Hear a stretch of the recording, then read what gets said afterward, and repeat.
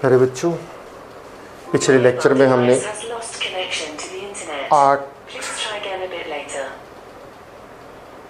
8 तक क्वेश्चन किए थे और अब हम अगला क्वेश्चन 9वां करने जा रहे हैं। तो 9वां प्रश्न मैंने आपको सभी की स्टेटमेंट नोट करवा दी थी। आपके पास पुस्तक होगी, नहीं तो आपने नोट कर लिया होगा 9वां प्रश्न। देखिए, इसमें जैसे हमारा 8वां था ठीक वैसा ही है 9वां। 9 प्रश्न हो गए थे, सॉरी। जैसा 9वां था वैसा ही 10वां है। किसी कक्षा के बालक और बालिकाओं की संख्याओं का अनुपात 7:5 है। बालक और बालिकाओं की संख्या का अनुपात क्या है?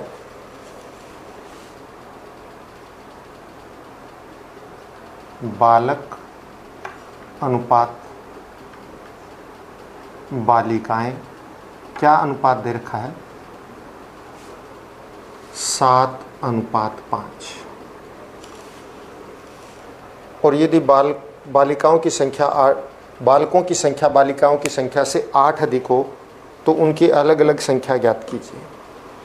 आप इसमें मान लीजिए, क्योंकि चर राशि हमें एक चर वाली रैखिक समीकरण बनाना है, तो इसका भी आप इसको मान लीजिए चर राशि के अनुसार। माना बालकों की संख्या, आप मान लीजिए 7x, बालिकाओं की संख्या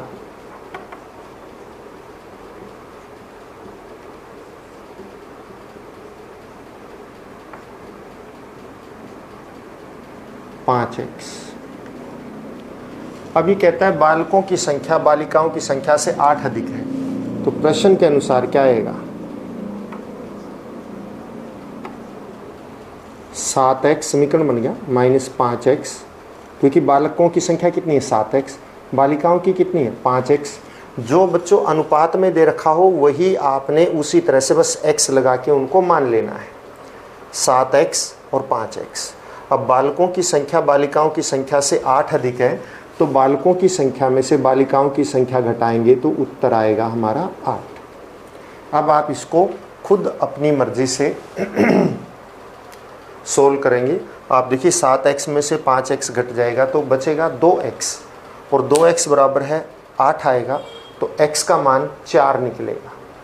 4 निकलेगा तो बालकों की संख्या क्या हो जाएगी? 7 × 4 28, और बालिकाओं की संख्या क्या हो जाएगी? 5 × 4 20।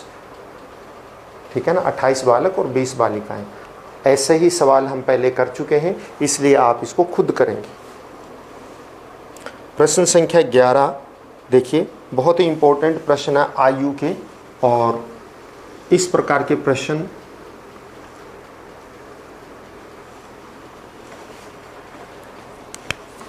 ध्यान से करने के होते हैं। 10वां प्रश्न देखिए, ये कहता है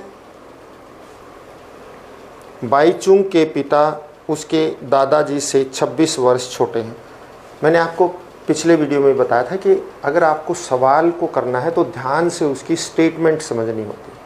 अगर हम रकम को, स्टेटमेंट को अच्छी तरह से समझ जाते हैं तो हमारा आधा सवाल तो वहीं हो जाता है। ये कहता है बाईचुंग के पिता जी उसके दादाजी से 26 वर्ष छोटे हैं। बाईचुंग के जो पिता है बाईचुंग के दादा से कितने साल छोटे हैं? 26 साल। और उससे 29 वर्ष बड़े हैं, यानी बाईचुंग से बाईचुंग के पिता 29 वर्ष बड़े हैं। बाईचुंग के पिता बाईचुंग के दादा से कितने वर्ष छोटे हैं? 26 वर्ष। और इसी प्रकार से बाईचुंग के पिता जो हैं बाईचुंग से 29 वर्ष बड़े हैं, या हम दूसरे शब्दों में कहें कि बाईचुंग अपने पिता से 29 वर्ष छोटे हैं। यदि उनकी तीनों की आयु का योग 135 वर्ष हो तो उनकी आयु अलग अलग ज्ञात कीजिए। और उनकी तीनों की आयु का योग कितना है? 135। तो देखो, बाईचुंग के पिता बाईचुंग के दादा से 26 साल छोटे हैं, और बाईचुंग के पिता बाईचुंग से 29 साल बड़े हैं। तो दोनों का संबंध, बाईचुंग के पिता का संबंध बाईचुंग से भी है और उसके दादा से भी है। तो हम किसका मान लेंगे? हम आयु मान लेंगे। माना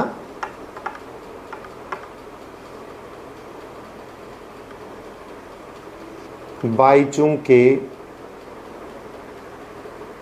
पिता की आयु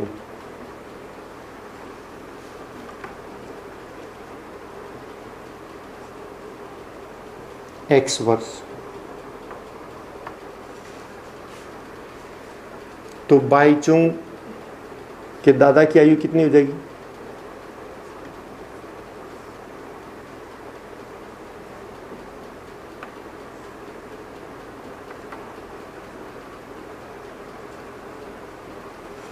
उसके दादा से 26 साल छोटे हैं, तो इसका मतलब उसके दादा उससे 26 साल क्या हो जाएंगे? बड़े हो जाएंगे।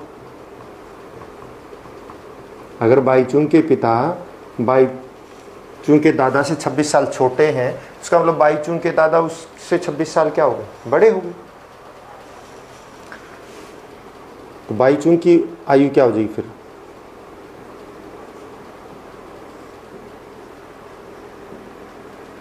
आप देखिए, बाईचुंग अपने पिता से कितने साल छोटे हैं? 29 साल छोटे हैं। तो कम कर दो, क्योंकि बाईचुंग के पिता में से 29 साल घटा दो उनकी आयु से, तो बाईचुंग की आ गई। अब तीनों की आयु का योग कितना है? 135 वर्ष। देखिए, हमने ये कैसे माना?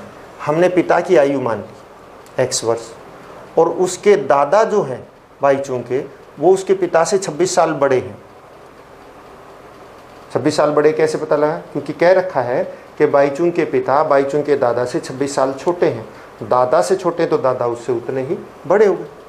अब बाईचुंग जो है अपने पिता, बाईचुंग के पिता बाईचुंग से 29 साल बड़े हैं। कहने का मतलब बाईचुंग अपने पिता से 29 साल छोटा है, तो 29 घटा दी। तीनों की आयु का योग 135 वर्ष दे रखा है। तो प्रश्नानुसार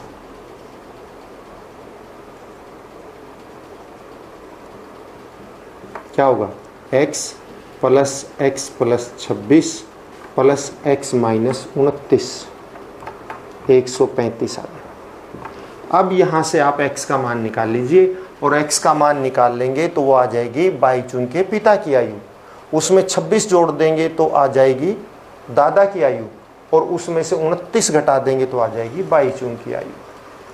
तो इस प्रकार से आपने ये खुद करना है, ट्राई करना है। फिर भी ना आए तो आपको पता है, आप पूछ सकते हैं। इसके बाद 12वां सवाल देखिए। 12वें की स्टेटमेंट पढ़िए आप इतनी।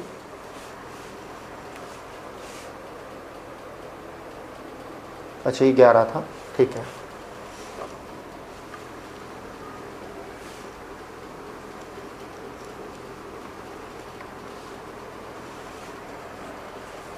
बारहवां सवाल देखिए। 15 वर्ष बाद रवि की आयु उसकी वर्तमान आयु से 4 गुनी हो जाएगी। 15 वर्ष बाद रवि की आयु अपनी वर्तमान आयु से 4 गुनी हो जाएगी। रवि की वर्तमान आयु ज्ञात करो। मतलब रवि की आयु अब जितनी है, 15 साल बाद वो उससे 4 गुनी हो जाएगी। तो बताइए वर्तमान आयु क्या है? जैसे जैसे प्रश्न में दे रखा वो देखिए। माना रवि की वर्तमान आयु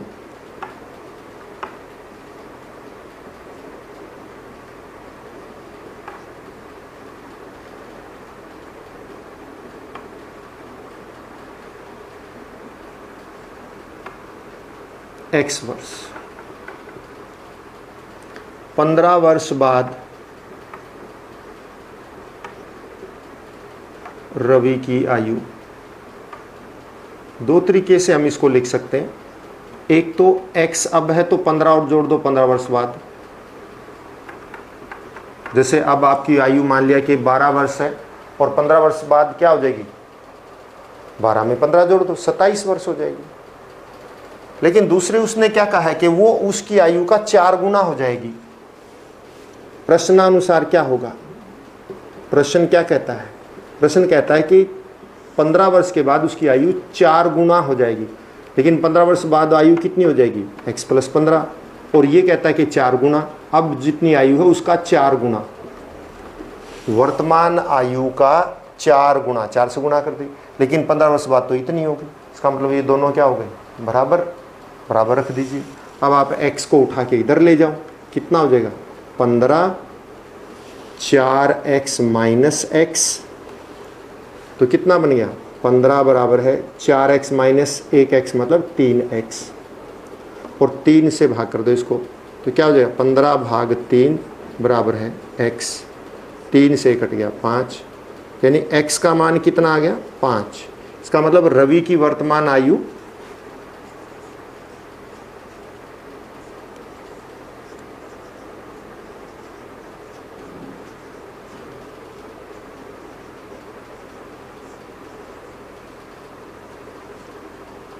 5 वर्ष।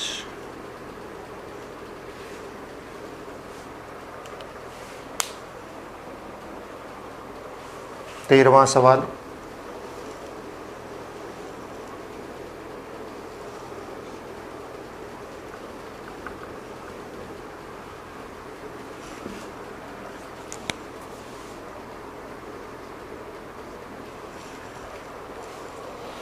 एक परिमेय संख्या को 5/2 से गुणा कर 2/3 जोड़ने पर और 7/12 प्राप्त होता है, वह संख्या क्या है।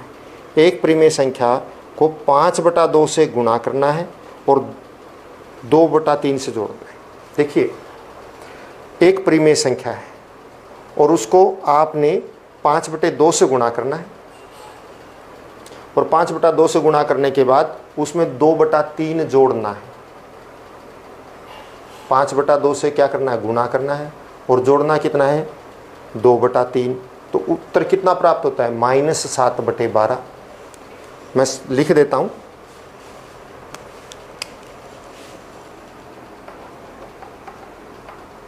एक परिमेय, जैसे जैसे दे रखा वही करना है, संख्या को 5/2 से गुणा कर 2/3 जोड़ने पर -7/12 प्राप्त होता है, संख्या ज्ञात करो। तो उस परिमेय संख्या को ज्ञात करना है। देखिए क्या करा है, एक परिमेय संख्या को 5/2 से गुणा करना है और 2/3 उसमें जोड़ना है, और जोड़ने के बाद प्राप्त होता है -7/12, तो संख्या ज्ञात करो। हल में क्या करेंगे, माना संख्या x। अब प्रश्नानुसार देखिए आप क्या कहा है, जैसे जैसे कहा वैसे जोड़ दें, वैसे करेंगे आप। 5/2 से गुणा, x को 5/2 से गुणा कर दो, आगे कर दो पीछे कर दो, क्योंकि गुणा में हम सीख चुके हैं कि ये गुणन के समवृत्त होते हैं, आगे करो पीछे करो कोई फर्क नहीं पड़ता। आप यूं सोचे कि यूं नहीं कह रखा है, यूं करना है तो यूं कर लो, कोई बात नहीं, बाद में 5/2 x से लिखेंगे, और उसमें कितना जोड़ना है 2/3 जोड़ना है। कह रखा है ना, परिमेय संख्या को 5/2 से गुणा, परिमेय संख्या हमने x मान ली, 5/2 से गुणा कर दिया, गुणा कर 2/3 जोड़ दें, 2/3 जोड़ने पर क्या प्राप्त होता है -7/12 प्राप्त होता है, मतलब बराबर 7/12। अब आप देखिए ये क्या है, इसका मतलब 5x/2, क्योंकि 5 की और x की गुणा होगी 5x और बटे में 2, ये 2/3 है तो उठा के उधर ले जाओ, -7/12 था उधर, और ये प्लस का 2/3 जाएगा तो ये उधर जाके क्या हो जाएगा -2/3, क्योंकि यहाँ प्लस का है तो उधर जाके माइनस हो जाएगा। अब आप क्या करें, इसको भी सोल्व करें। सोल्व करने के लिए इसका लघुत्तम लीजिए, 12 आएगा, तो 12 को 12 से भाग करेंगे, 1 को ऊपर गुणा करेंगे -7, फिर आगे -12 को 3 से भाग करेंगे, उत्तर आएगा 4, 4 को 2 से करेंगे 8, -15/12। अब x बराबर है क्या हो जाएगा -15/12 गुणा में 2/5। क्यों, क्योंकि ये 5/2x है, तो ये नीचे भाग में है, ऊपर जाके गुणा में हो जाएगा, ये ऊपर गुणा में है, नीचे जाके भाग में हो जाएगा। 5 तिये 15, 2 छिके 12, देखो 5 से 15 कटता है, 5 तिये 15, 2 से कटता है 2 छिके 12, और ये फिर 3 एकम 3, 3 दूनी 6, तो कितना उत्तर आ गया? -1/2, ये उत्तर आ गया। तो वो परिमेय संख्या क्या है? -1/2। परिमेय होती है ना 1/2, बटे वाली संख्याएं परिमेय होती हैं, हमने चैप्टर के शुरू में किया था पिछले में। तो ये हमारा उत्तर आ गया इस तरह। तो परिमेय संख्या -1/2। अब 14वां सवाल देखिए।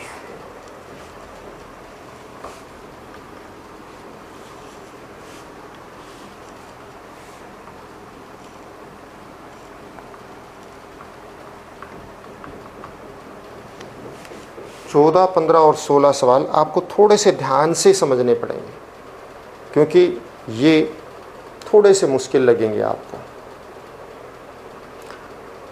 रुपए में है, रुपयों की संख्या और रुपयों का मूल्य, आपको ध्यान देना पड़ेगा। संख्या आपको पता है कितने रुपए हैं, ये संख्या होगी। कितने सिक्के हैं, ये संख्या होगी। उसका मूल्य, अगर 5 रुपए का एक सिक्का है तो मूल्य 5 और सिक्कों की संख्या 1। अगर 2 सिक्के हैं 5 के तो सिक्कों की संख्या तो 2 हो गई, लेकिन मूल्य कितना होगा? 10 रुपये होगा। इसी तरह से अगर वो सिक्के 2 के हैं, 2 सिक्के हैं तो संख्या 2, लेकिन मूल्य कितना होगा? 2, 2 के 2 सिक्के 4। अगर 1 के हैं, 2 सिक्के हैं तो संख्या भी 2 और मूल्य भी 2 रुपये, क्योंकि 1 के 2। इस तरह से आपको ध्यान रखना है कि मूल्य और साथ में संख्या। इसमें क्या रखा है देखिए 14वां सवाल। लक्ष्मी एक बैंक में खजांची है, उसके पास नकदी के रूप में कितने रुपए हैं? 100 रुपये, 50 रुपये और 10 रुपये के नोट हैं। कौन कौन से नोट हैं? 100 रुपये के हैं, 50 रुपये के हैं और 10 रुपये के हैं। और उनकी संख्याओं का अनुपात 2:3:5 है। मतलब इस तरह से 100 रुपये के और 50 रुपये और 10 रुपये, इनका अनुपात जो है क्या है उसके पास? 2:3:5 इसमें। और उनका कुल मूल्य 4 लाख रुपए। अब आप उसके पास प्रत्येक प्रकार के कितने नोट हैं? ये नोट हैं बच्चों 100 के नोट, 50 के नोट और 10 के नोट, और उन नोटों का अनुपात है 2:3:5 और कुल मूल्य है 4 लाख रुपए। तो बताइए 100 के कितने नोट हैं, 50 के कितने नोट हैं और 10 के कितने नोट हैं? आपको पता है जब अनुपात में हो तो हम करते क्या हैं? हम उसको x लगा कर मान लेते हैं। माना 100 रुपए के, ये संख्या है, संख्या का अनुपात है, नोट की संख्या 2x। 50 रुपए के नोट की संख्या कितना हो गई? समझ गए होगे आप, 3x। 10 रुपए के नोट की संख्या, नोटों की संख्या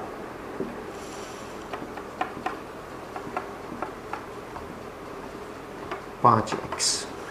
अब इनका मूल्य भी निकाल लो, क्योंकि दो आपको पता है, आप ध्यान दीजिए। अगर 100 रुपये का एक नोट है तो मूल्य 100, अगर 100 रुपये के 5 नोट है तो मूल्य 500। कैसे कि 5 गुणा में 100। ठीक उसी तरह से 100 रुपये के नोटों का मूल्य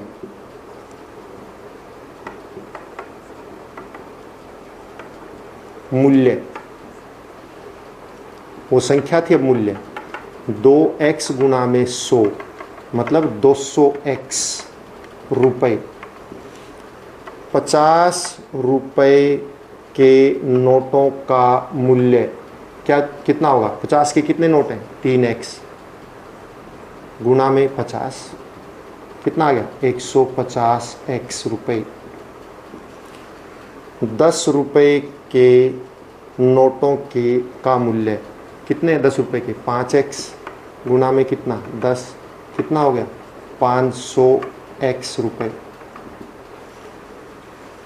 सॉरी 10 गुणा में 5 50x रुपये। अब इनका कुल मूल्य कितना दे रखा है? प्रश्नानुसार दे रखा है। देखिए प्रश्नानुसार प्रश्न के अनुसार इन सभी का मूल्य 4 लाख रुपए है, दे रखा है इसमें सवाल में। आप स्टेटमेंट को देखिए तो इसका मतलब इन सब को जोड़ दीजिए, 2x plus 150x plus 50x बराबर है 4 लाख।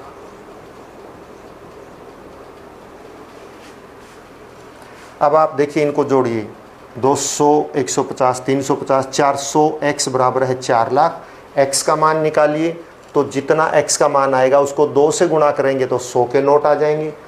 x को 3 से गुणा करेंगे जो यहाँ पे मान आएगा तो 50 के नोट आ जाएंगे, और उसको x के मान को 5 से गुणा करोगे तो 10 के नोट आ जाएंगे। अब देखिए 400 से वो करेंगे तो यहाँ पे x का मान 1000 आएगा, तो 100 के नोट कितना होगा, 1000 गुणा 2, 2000। 50 के नोट 1000 गुणा 3, 3000, और 10 के नोट 1000 गुणा 5, 5000। ये नोटों की संख्या बतानी है आपको, नोटों की संख्या। 15वां सवाल,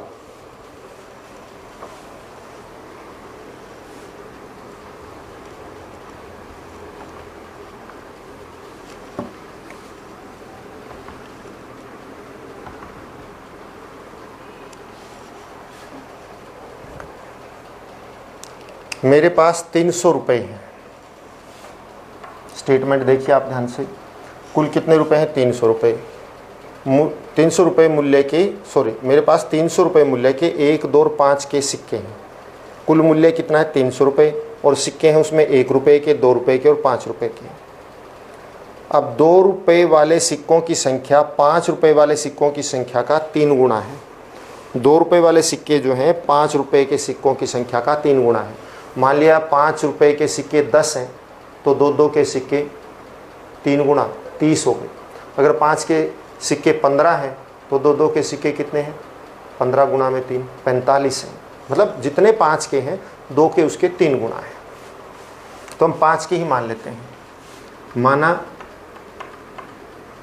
इसने कह रखा है कुल मूल्य 300 रुपये है, 300 रुपये के, और उसमें 1 रुपये के, 2 रुपये के और 5 रुपये के सिक्के हैं। अब जो 2 रुपये के सिक्के हैं वो 5 रुपये के सिक्कों का 3 गुना है संख्या उनकी।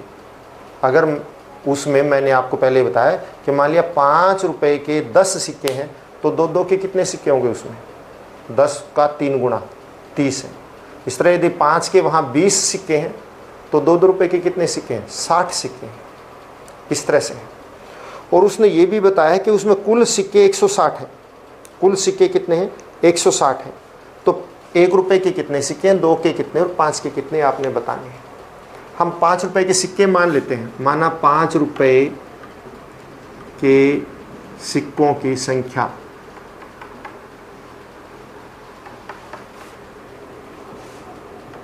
x, इसलिए 2 रुपये के सिक्कों की संख्या कितनी होगी, इसका 3 गुना यानी कि 3x। कुल सिक्के कितने हैं भाई, दे रखे हैं इसने, कुल सिक्के दे रखे, इसने प्रश्न में दे रखे हैं, कुल सिक्के दे रखे हैं 160। बेटा मैं बार बार कह रहा हूं, जब तक आप स्टेटमेंट नहीं देखेंगे, नहीं पढ़ेंगे, सामने नहीं रखेंगे तो सवाल समझ में नहीं आएगा। स्टेटमेंट को देखिए, उसमें कह रखा है 2 रुपये के सिक्के 5 रुपये के सिक्कों का 3 गुना है। तो हमने 5 के सिक्के x मान लिए, इसलिए 2 रुपये के सिक्के 3x हो गए, 3 गुना। और कुल सिक्कों की संख्या 160 है। लेकिन अब हम देखिए 5 के सिक्के x हैं, 2 के सिक्के 3x हैं, तो 1 रुपये के सिक्के, इसलिए 1 रुपये के सिक्कों की संख्या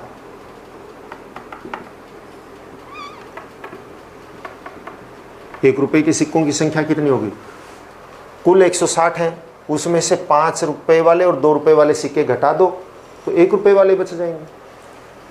अब कुल सिक्के हैं 160, उसमें से घटा देंगे हम 5 रुपये के सिक्के और 2 रुपये के सिक्के, कितने बच गए, 160 माइनस 4x।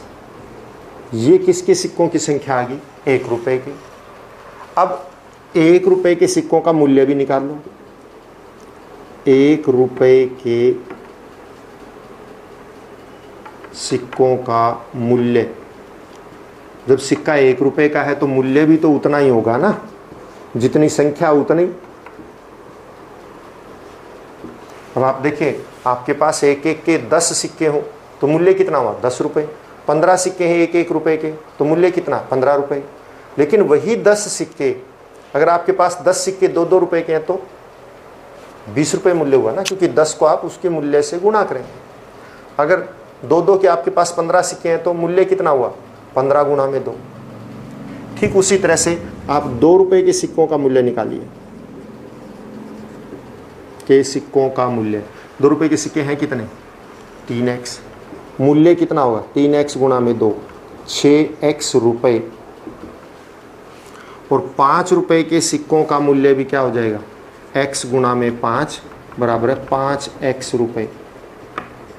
और कुल मूल्य इसने कह रखा है कि उनका कुल मूल्य है ₹300।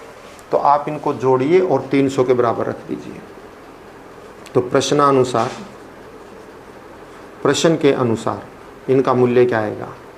160 minus 4x plus 6x plus 5x बराबर है 300 रुपये।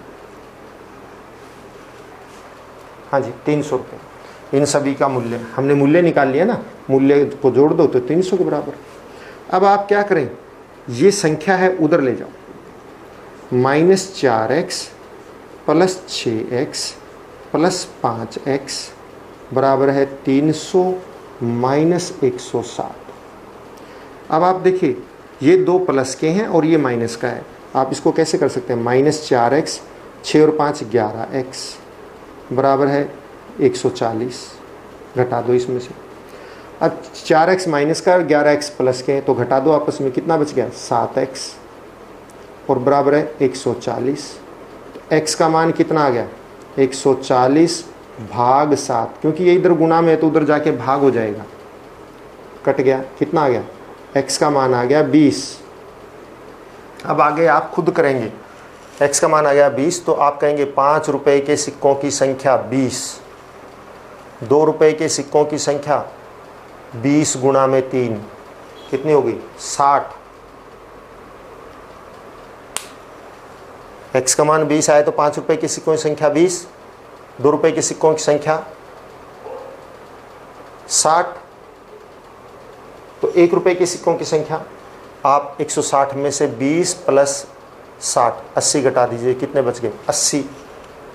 बस आपने इसी तरह से, मतलब यहाँ पे x का मान 20 आया है तो ₹5 के सिक्कों की संख्या 20 हो गई, ₹2 के सिक्कों की संख्या 3 गुणा में 20 यानी 60 हो गई। और फिर आप 160 सिक्कों में से ये घटा देना दोनों का योग, तो आपके पास ₹1 के सिक्कों की संख्या बच जाएगी। आपने पूरा करना है। अब अंतिम सवाल, इस प्रश्नावली का अंतिम सवाल 16वां। इसकी स्टेटमेंट भी आपको मैंने कल नोट करवा दी थी, आपके सामने रखी थी, आपने नोट कर ली होगी। और अब आप देखिए, इसमें ये कहता है कि एक निबंध प्रतियोगिता में आयोजकों ने तय किया कि विजेता को ₹100, विजेता को कितने मिलेंगे?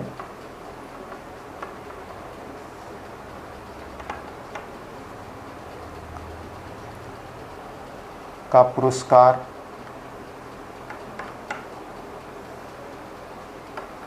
₹100 और प्रतिभागिता पुरस्कार प्रत्येक प्रतिभागी को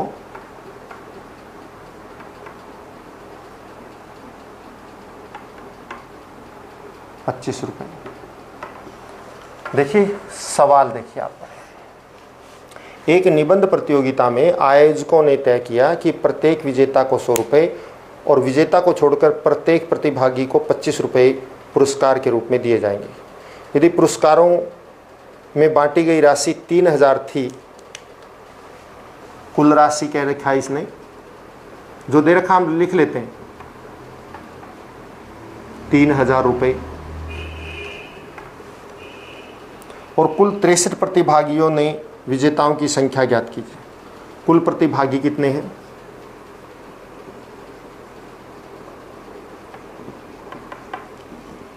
तिरसठ।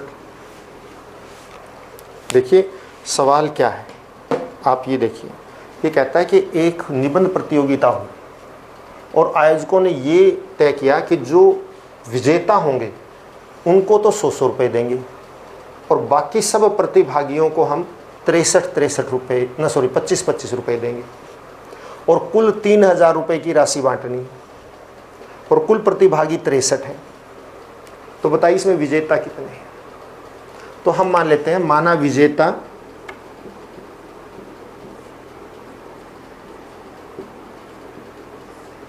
x बच्चे विजेता हैं और एक बच्चे को मिलना है 100 रुपये, तो x को कितने मिलेंगे? विजेता की राशि कितनी होगी? एक बच्चे को 100 तो x बच्चों को 100x रुपये। अब आप देखिए शेष राशि कितनी रहेगी? चलो ये 100x तो इतना छोड़ो, इतना हो गया। अब आप ये x बच्चे तो विजेता हैं, तो प्रतिभागी शेष प्रतिभागी कितने हैं?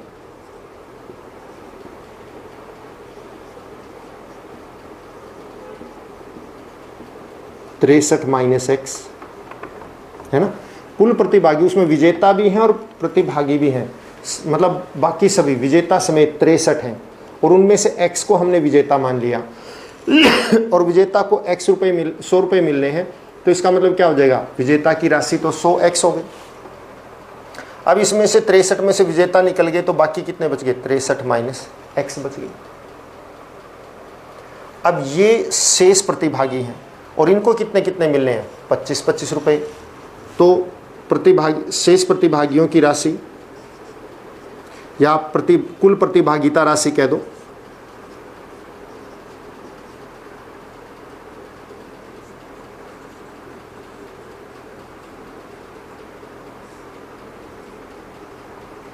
जो प्रतिभागियों ने लेनी है। 63 - x प्रतिभागी थे विजेताओं को छोड़ के,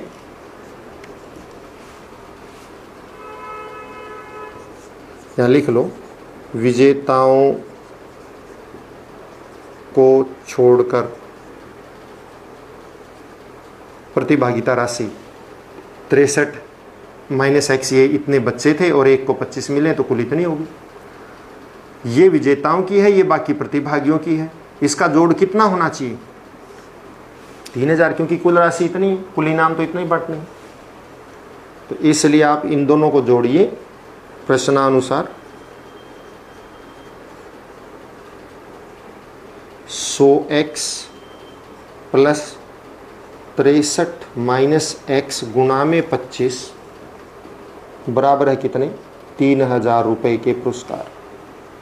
तो 100x तो यहाँ पे आप इसको सोल्व करेंगे, प्लस इसको इससे गुणा करेंगे 25 और 63 की, 25 × 75 7 और 25 × 6 = 150 और 7 157 माइनस 25x बराबर है 3000। अब ये उठा के उधर ले जाओ और ये इधर देखो, 100x माइनस 25x बराबर है 3000 माइनस 1575। तो ये कितना बन गया? 100x माइनस 25x 75x, घटा देंगे 100 में से 25 गए 75 और इसको इसमें से घटाएंगे तो ये कितना बच गया? 1425। इसमें से इसको घटाएंगे तो 1425 आएंगे। तो x का मान कितना आ गया? 1425 बटे 75। काट दीजिए इसको, 5 से कटता है, वैसे मैं सीधा भी काट सकता हूँ लेकिन आप 5 से करिए। 5 एकम 5, 5 × 5 = 25 और ये 5 से कटता है, 5 दूनी 10, 5 × 8 = 40, 5 × 5 = 25। ये फिर 5 से कटता है, 5 × 3 = 15, फिर ये भी 5 से कटता है, 5 × 5 = 25 और 3 × 5 = 35 और ये इससे कटता है 19। तो इसका मतलब विजेता कितने हो गए? 19। x का मान 19 आ गया ना, विजेता 19 और बाकी प्रतिभागी कितने? 63 में से 19 घटा दीजिए, आप 44 हो जाएंगे। तो ये आपका सवाल था और आपने विजेताओं की संख्या ज्ञात करनी, तो 19 है। और बाकी शेष प्रतिभागियों की संख्या कितनी हो जाएगी? 63 में से 19 घटा देंगे 44। बच्चों ये 16 सवाल थे, आप ट्राई कीजिए। फिर भी कोई सवाल आपका रहता है तो मैंने आपको बार बार बताया है और फिर बता देता हूं कि आप इस नंबर पर व्हाट्सएप कर दीजिए कि ये सवाल आपको नहीं आया है, तो आपको इसका उत्तर मिल जाएगा। अगर आपका नहीं वो लग रहा है तो आप इसको 0 लगा के भी कर सकते हैं, कई बार नहीं होता है, नहीं तो +91 लगा के कर सकते हैं। ठीक है, तो इस नंबर पे आप व्हाट्सएप कर दीजिए, आपको मिल जाएगा जवाब। खुश रहें, स्वस्थ रहें, घर पे रहें, बड़ों का सम्मान करें। Have a nice day.